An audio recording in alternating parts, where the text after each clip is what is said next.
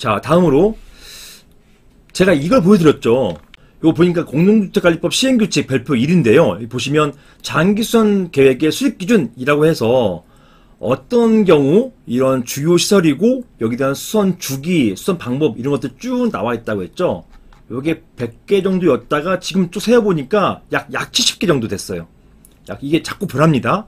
약 70개 정도인데, 자, 이렇게 입주자대표에서 장기수선 충당금 방금 보신 이렇게 70여 개 항목 아니면 요 내부면은 요 내부에서 이 금액들이 책정돼 있단 말입니다. 얼마씩을 책정해 놓고 있는데 이 항목 아니면 이걸 그 사이에서 전용한단 말이에요. 서로 어디에 사용해도 되는 것인가. 보시는 것처럼 지붕에 대한 장기수선 충당금이 있고 그 다음에 외부 창문에 대한 장기수선 충당금이 있고 천장, 내벽, 바닥, 계단 이런 것들이 있는데 계단에 사용될 것을 바닥에 사용되고 창문에 사용할 것을 지붕에 사용하고 또는 소화설비 사용할 것을 승강기 사용하고 승강기 사용할 것을 피설비 사용하고 이렇게 서로 전용해도 서로 이 안에서라면 갖다 써도 되는 것인지 이게 문제된다는 얘기예요. 자, 여기에 대해서는 결론은 가능하다고 보고 있습니다. 이걸 특별하게 통제하지 않고 있어요. 이게 현실입니다. 즉 현재 항목의 공사 종별과 수선 방법, 현재 항목의 공사 종별, 수선 방법과 수선 주기만 나타날 뿐. 보셨죠?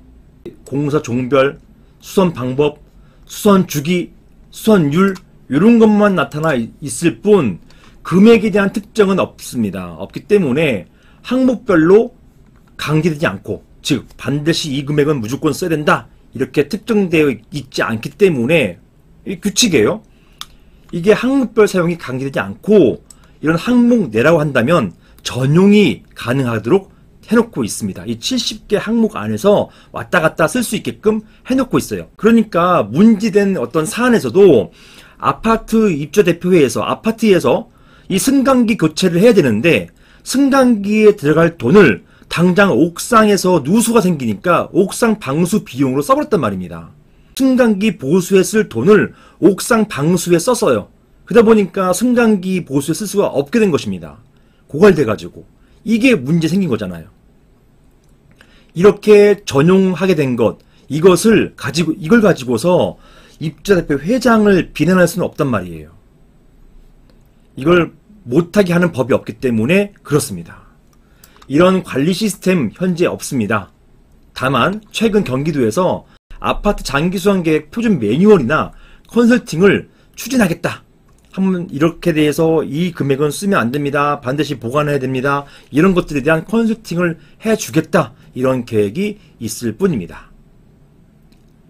자, 지금까지 제가 장기수선 충당금 개념과 문제점 이런 것들을 말씀드렸는데 사실은 이런 것들에 대해서 이런 장기수선 충당금 문제가 해결되려면 결국은 제도와 장치를 마련해서 장기수선 충당금과 수선 유지비를 구별하고 적절한 장충금이 적립되도록 강제적으로 적립되도록 하고 이거를 사용할 때 관리 감독을 받고 이런 게 필요하다. 역으로는 법의 미비점, 맹점이 된다. 이것 때문에 장충금 고갈 사태가 발생해서 나중에 노후화된 아파트 입주자들이 고통을 당할 수 있다.